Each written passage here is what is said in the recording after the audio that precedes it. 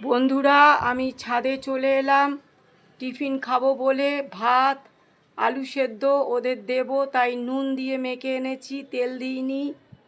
আর কুমড়ো ভাজা দেখো 3 পিস নিয়ে এসেছি। আর আমার আলাদা ঘি কাঁচা লঙ্কা রয়েছে, তো ওদের আমি আলু সেদ্ধটা দিয়ে মেখে একটু দিয়ে দেব বন্ধুরা। ওরা যখনই আসুক এখান থেকে খেয়ে নেবে। তো আমি এবার ঘিটা নিয়ে নিলাম।